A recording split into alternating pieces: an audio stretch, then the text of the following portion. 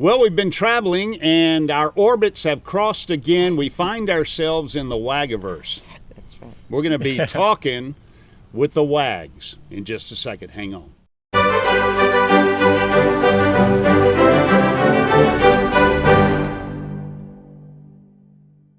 Hi, I'm Ricky. And I'm Barbara. And together we're RV Underway. If you enjoy the RV lifestyle and love learning more about it, we encourage you to subscribe to our channel. Give us a thumbs up. Ring the bell to be notified of new content. Share our videos. And leave us a comment. Now today we have the distinct pleasure of talking with two folks we have known for about 3 years, but it seems like a lifetime. Yeah. And it's Dustin and Leslie, the Wayward Waggs. You know them, you love them. They're all over the internet and social media. And today we're going to be posing 25 RV-related questions to them about their full-time RV living. As you can see right here in the background, the Paradigm Alliance RV. That's their rig right now. Yep. Dustin and Leslie of the Wayward Waggs. How y'all doing? Good. Great. How are you guys? Thanks for hanging out with us today, man. It has been a good time since we've been here. I won't say where we are because they travel like they're in the witness protection program. Okay? So we're just going to get right into it. This is 25 questions for full-time RVers, and I'll kick it off. Alrighty. Why did you choose the RV life? It was her idea. It was actually. I'd love to hear it.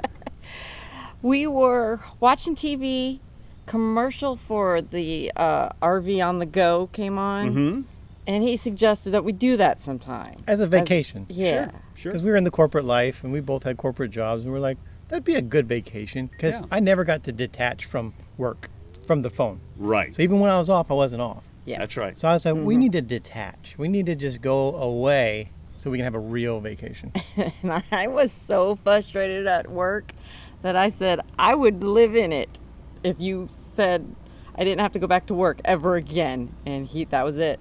He's like, So let's don't do mess it. with me. I'll do it. I'll do it tomorrow. So we're going to And start that's planning. how it started. That's how it Yes. started. That's how it started. Miss Barbara? That's cool.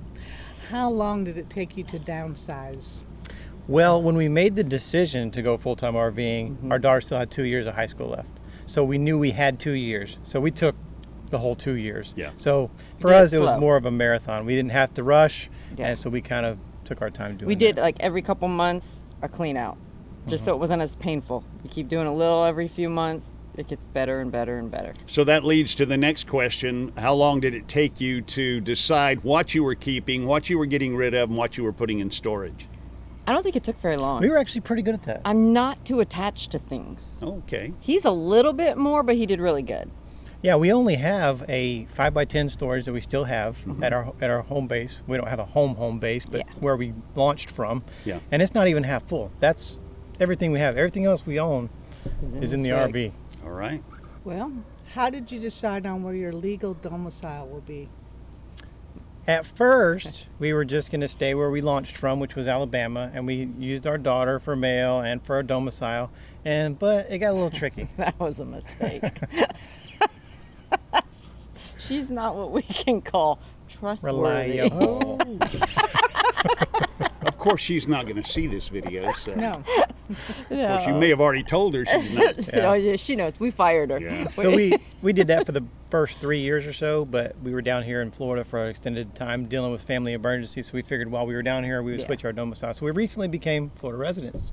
Well, good. Yeah. Good. Excellent.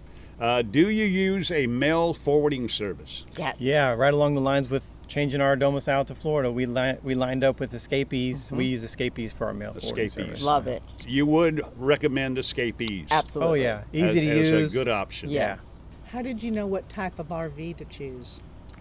When we first started looking, we didn't narrow anything out. We didn't exclude anything. We were open-minded to everything. But as we got looking, and we were like, well, Class A's are, pretty expensive, and the living space isn't as big. The travel trailer, you had the floor space of a fifth wheel, but you didn't have that height. You didn't have that openness. So for us, and being younger and still being mobile and able to do all the things that are required of hooking up and unhooking a fifth wheel, we decided we're going to go with fifth wheel for now. But it could change in the future. What aftermarket modifications have you made to the Alliance or the previous one? What was one of the aftermarket additions? I know the springs. Yes, Yeah. That's on the tow vehicle, though. That's on the RV on both. and the tow vehicle, Gotcha. the Sumo Springs. And that's probably our favorite modification that we've had, and our favorite piece of RV equipment that we use is the Sumo Springs, just Yes. because it protects our investment. It keeps stuff from bouncing around and breaking and all been that a stuff. So lifesaver. yeah, Well, you can look right into the camera and talk about Sumo Springs and your mattress. yeah, and the mattress was great too. Yeah, That's right. What future modifications would you make to the RV?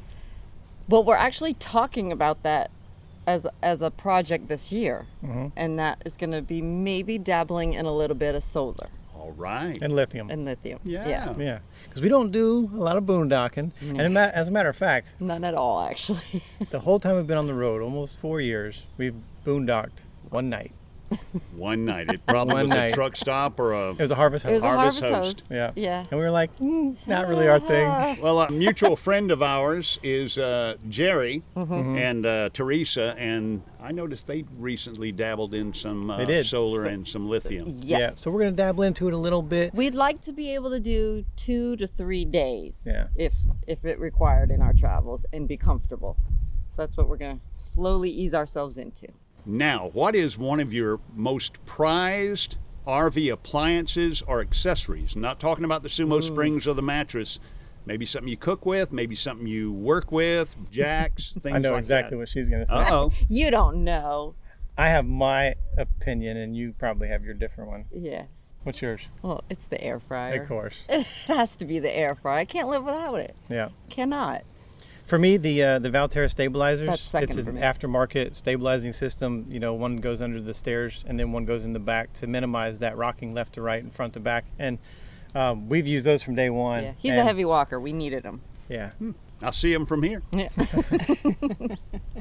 Do you ever get tired of living in such a small space? No, actually, not really. We worked together for many years Yes. in clinics and hospitals throughout our career. And so it's not uncommon for us to spend all All day day. together. Wake up, ride to work together, go to work together, lunch together, back to work, back to home. So we're used Pretty to being natural. around each other all the time and in some small spaces. So for us, And fits. at first I worried, am I going to miss 2,500 square feet house? But honestly, we weren't in but maybe 3 or 4 of the rooms anyway. Yeah. Which is all the same rooms we have in the RV. So it's not Same a big with us. adjustment. We restricted our living to Yeah. just several rooms in a 6-7 bedroom house. It was huge. And it Yeah. cut the cleaning time down Oh my gosh, yes. a lot. That's awesome. And maybe that leads us to this question. What is your favorite thing about full-time RVing? What's your answer? What's your favorite thing? Is it the Well, freedom? Is it the... It's the freedom to pick up and go wherever we want at any given time. If we're not happy in one place, we can just move to another. We're not stuck. Yeah. And then the community, the people we've gotten to meet. I mean, Yeah. we have lifelong friends that we would have never even met otherwise. That's true. And so we wouldn't change that at all. No. What's the one thing you feel that you under budget for in the RV living? Eat food, Eating eating out. out. Because as you travel and as you make more friends, you're almost every stop we're running into people that Somebody we we know, know. or subscribers, and everybody wants to go out and hang out and have a drink or have food. And so you get to doing that more and more Yeah. often as you travel. And so, yeah, it's easy to bust that budget. Oh, yeah. Yeah, Yeah. I Too can see easy. that. Do you think you ever might consider work camping in the future? We have talked about that as we get older. Yeah. We might. Right now, we're all about seeing as much as we can see. Seeing people, seeing places, Places. being free. Yeah. Like our bodies, especially his, because the military took a toll on it. You slow up Yeah. as you age, and we need to get as much in as we can before our body says you need to simmer down and take Simmer longer down stay. Yeah. I hear it.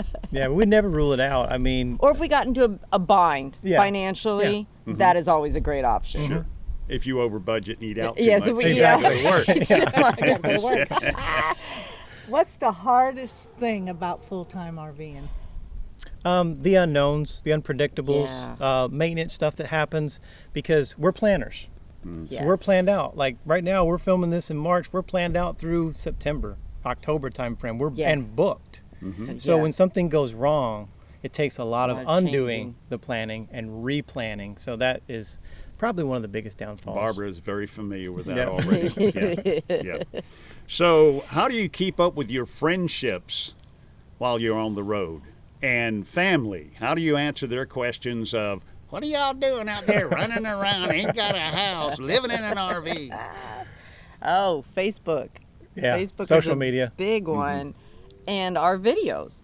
Part of why we wanted to do YouTube was we have 3 sets of parents between us.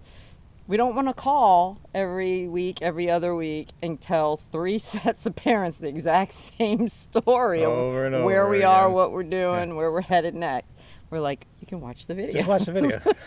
I'm finding it very hard to, well, a certain amount of guilt involved, especially when I'll get a call from someone still in the industry I retired from. Yeah. And they're still chugging along, Oh, my working gosh. long hours, and they go, Yeah. where are you now? And I'll tell them where we are and what we're enjoying, and they'll Yeah. go, man, Yep. I can't wait till I do that. How'd y'all do it? Yeah. Well, you just did it.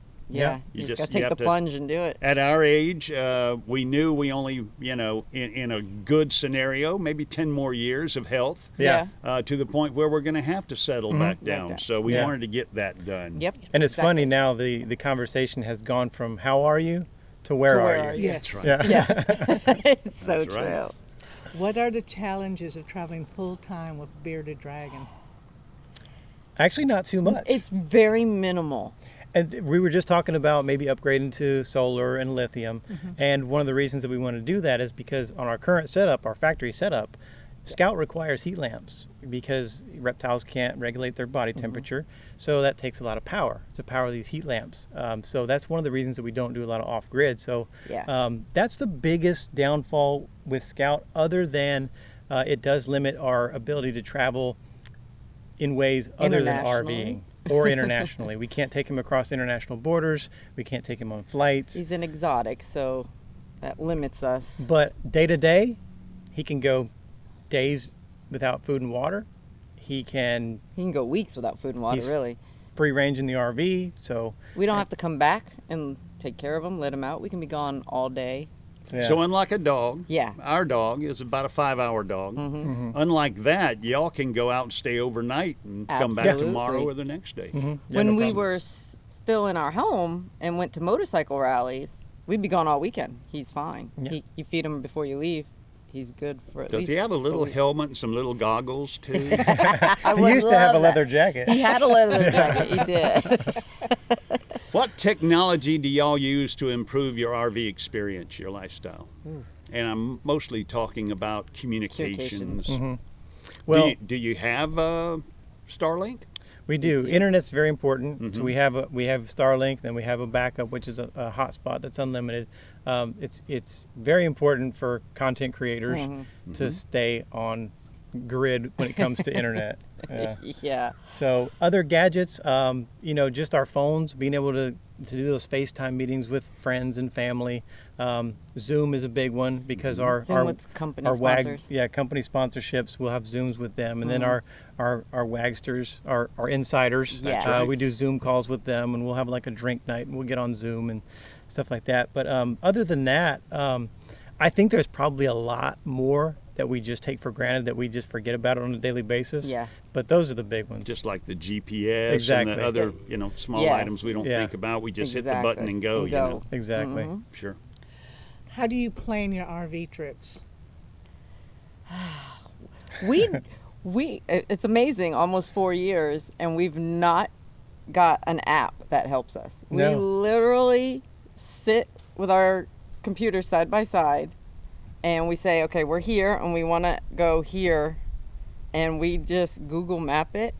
He already pre-put on, it took a little time, but we did it, put pins in our map already, Google map, of Thousand Trail campgrounds, the Trails Collection campgrounds, military campgrounds.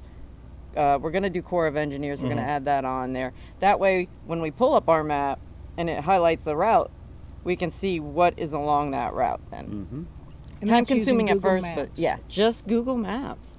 Yeah, so we don't wing it for sure. We're not those kind of people. Yeah. Because that would just cause me stress. Yeah. Because it's so hard to get in campgrounds now, and you Yeah. don't want to be caught without a place to stay, and we don't want to be forced into a boondocking Make situation that we're not planning. We're not ready prepared for yet. Yeah. So for us, so for example, like we're in Florida now, we know we want to go to the annual Alliance rally, and it's at the end of May. So between now and the end of May, we know that's where we want to be. So we'll plan about 250-mile days where we'll travel and we'll stay a week or two, and then we'll travel 250 miles and we'll stay a week or two. So it'll take us 5 months to get up there, but that's our style. That's how we travel. Well, that's the same style we employ too. Yeah. It's travel, stay, Yeah. Slow and 250-mile days at the max, travel, stay, and Miss Barbara's very good at that. Yeah. What RV memberships do y'all have? We have Thousand Trails. We have Escapees. We just talked about that. I think that's about it. We don't have a lot of memberships. Harvest Host? We used to be. We did We for weren't our using big it. trip last year Yeah. with a group. We did, but because we're not set up to do that, I don't want to do it as a membership, a continuous membership, till we're prepared to use it more. I didn't relate that to boondocking. You're Yeah. right. Yeah. If you're not ready for boondocking, trying to spend a couple of days at a farm would be a little Bill- miserable without hookups. Yeah. And we don't do the Passport America thing just because the restrictions of it, and because usually those are like 2-3 night stays at a max, and Yeah. not on weekends. And because of our travel style, staying a week or two, Passport America didn't really work that well for us. Not conducive. And because we're able to stay in military campgrounds like you guys are, Passport America really just wasn't that important to us. Yeah. What is a typical travel day like? I think it's usually pretty chill. It is. Yeah. They're usually 3 to 3.5 hours, sometimes 4, depending what part of the country we're in at the time. And we're But- talking about travel days when you're not on physical restriction. Exactly. That's right. Yeah. Yeah. Exactly. We get up, I go outside, start doing my thing, and she does her thing on the inside. We have our checklists to make sure we don't miss anything. We don't get in a hurry. We travel during the day and plan to arrive during the day. Yeah. And we plan to arrive several hours before nightfall in case something goes wrong and we have to use a couple hours on roadside assistance or whatever. We'll still get there during the day. And really, the whole time we've been traveling, we've only had to pull into a campground at night one time. Well, that's pretty good. Yeah. I think that's about Yeah. our record too. I do good, not right? like arriving No. at night. Nope. Especially in a Corps of Engineer park, a lot of Oh, trees. yeah. Trees, Yeah. yeah. A lot of hazards. You already answered this, but typically, once you travel a 250-mile day, how long do you typically stay? A week? And it all Usually, depends. It really. kind of depends. If it's like 1,000 trails, because we can stay up to 3 weeks for free. Sometimes we'll stay the full 3 weeks. Yeah. But generally, I think the sweet spot is 2 weeks. 2 weeks is perfect, I think. You're about getting bored of where you're at and ready to move on. And it seems to work good. Winter is a totally different thing. We want to stay a little longer in the winter because it's typically cold and I don't want to be moving around too much. I'd rather stay put, but 3 to 4 weeks in the winter, but Yeah. any other times 1 to 2 weeks. You'll hibernate a little Yeah. more. Yeah, in the wintertime. you just chill a little And we more. found that 1 week really isn't enough. Yeah, because you get there, that's one day, and the day that you're leaving is another day. So you really only get like 5 days. Right. And if there's If it's a too great much city, to do, yeah. you're not going to get it all done in 5 days. Yep. So far in all your travels, what's your favorite campground or resort? I do like Uchi Creek. Uchi Creek's a nice It campground. is. That's outside of Fort Benning. Sure. Because it's military, so we get a discount for that. But it's got the campground feel. It's not like an RV park. You're not stacked up on top of each other. Right. They're really spread out. You get some privacy, some quiet. Yeah. You got the way they oriented their RVs. You get more private space. You can have your own little campfire. The back of your non-living side of your RV is facing the road. So your living side is kind of facing the wood line, and you're kind of nestled in there. Yeah, a little and private. so, yeah, I like Fort Benning. Yeah. What do you think? That's tough, but I've really enjoyed the 1,000 Trails in California. Yeah, there were some nice ones out there. Yeah, I mean, they're in the middle of nothing, but the scenery of California is just beautiful. Yeah. You know, There was one called Rancho Oso and it was a booger to get in. I'm talking about It was a little sharp stressful. curves, switchbacks. I mean, they had mirrors around the curves so that you could see where you're getting and stuff. And when you get in there, there's no signal. Like emergency calls only. It did. It said No 911 only. internet. Of course, we didn't have Starlink at the time. We would have had internet had we. But when you get in there, you're inside this canyon, and it's gorgeous. mountains all the way around, 360 degrees. It's beautiful. And it's just And they have horses Yeah. and trails and Has the recent gas or diesel prices altered your travel? And I know several questions have touched on how long you Yeah. stayed, Yeah. but did you alter it, say, prior to the gas prices, diesel prices going up?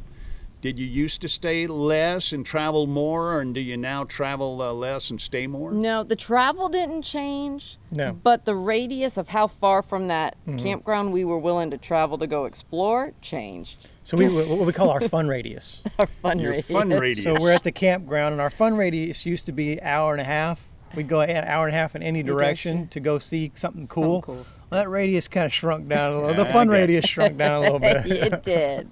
And in the route itself, it kind of dictated like, well, we weren't going out west Yeah. during this hike because that's going to be worse than anywhere Sure. else. So we Yeah. stayed away from Well, the not west. only is it longer travel days, but it's more expensive gas out in the west. gas So out we're in like, we'll kind California. of stay away from that area till, Yeah. till it calms down a little bit. Okay. What type of RV blogs or channels do you tend to watch? We tend to watch the ones that we can relate to. You know, Absolutely. there's lots of channels out there who have kids, and there's lots of great channels, but we don't really typically watch them because we don't have kids. It's not as relatable. There's the van lifers, and then there's the off-gridders, and then the Which we've met and are schoolies. great people. And yeah, we've met a bunch of those and great people and great channels, but we tend to stick with watching the ones that we can relate to the most. The empty nesters, the couples that are out there exploring after kids, and in your traditional RV setups, your fifth wheels, your Class A's, your travel So maybe trailers. you'll dabble a little more in some solar videos Maybe, once yeah. you start going Yeah. that route. Absolutely. Yeah. But right now, that's not high on your list. Exactly. Gotcha. And finally, our 25th question: when, if ever, are you going to return to the real Oh, life? the real life. We're in the real life. Good answer. That's a perfect answer. No, but if you're talking about going back to like a sticks and bricks or kind of settling back down, I think we're all going to be in that situation at some point. You All can't. of us will. You can't do Yeah. this forever. No, you can't. So we have talked about maybe doing a tiny house, or getting a couple of RV pads and traveling between pads, one up in the north, one down in the south, or just a little piece of land where we can set up some setup or some hookups and stuff. So I don't know what that's going to look like or where that's going to be yet. No, and in my eyes, like I envision it being something like most people wait till they're 65, retire, buy the RV, go traveling. I'm like, well, we did it at 42 and 43. So it's like, okay, maybe around 65, we're going to Settle slow it down. I hear you. Me and Miss Barbara's just picking up steam. I think by then we'll be like, yeah, we could slow this down to Yeah. maybe just a couple trips a year, from a home base. Yeah. And as we're traveling, we're looking for those places. Yes. And I don't think we've found any of those yet.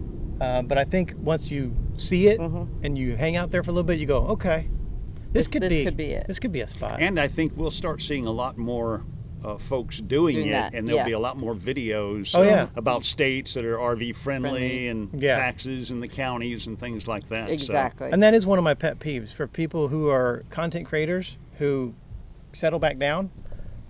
They just sometimes just go away. they do. I tend to Yeah. notice that as well. I'm like, hey man, take us on the journey Yeah, of we wanna settling know back the down. afterlife. the adjustment back Yeah. into a house. And that's one of the reasons that we started the channel before we took off too, because there were so many channels that video one, day one, hey, we're full time.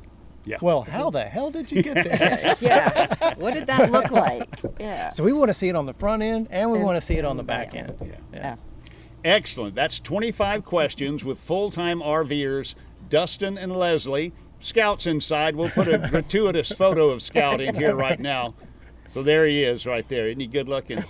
Miss Barbara loves him. Handsome boy. She wants to snuggle with him. Yes. But we want to thank you, Leslie. Thank My you, Dustin. pleasure. Thank you guys for having us. And Miss Barbara, Thank you. Before we go, your channel, the Wayward Waggs, give us that elevator speech right now about your channel. Just go ahead and look in that camera and let us know what you're all about. Get it, baby. Yeah, well, we take a portion of everything that we earn through all of our social media platforms, and we donate it to veteran charity organizations. You've been involved in some of those fundraisers and donating. To date, we've donated over $35,000 to veterans since we've been on the road. It's incredible. And we have some right now that we're ready to give away. And we honor a fallen hero at the end of every one of our videos. We started that from the very beginning, and the motivation and the driving force behind that was I had a buddy that I served with that was killed in action, and so we wanted to make sure that the memory of those heroes continues on, because they say that you die twice. You die once when you actually stop breathing, and you die the second time, the last time someone says your name out loud. So we want to keep the memory of those service members alive as long as possible. Excellent. Again, Leslie, Dustin, the Wayward Waggs, thank y'all so much. Thank you, guys. We appreciate y'all answering 25 questions, and I know they'll help some folks out there in their decisions to go full-time, or maybe look at it down the road. But we've had a blast, and we're going to go ahead and say so long. Okay. So on behalf of Miss Barbara, I'm Ricky. Together we're RV Underway, and until we see you again, fair winds and following seas. Bye, y'all.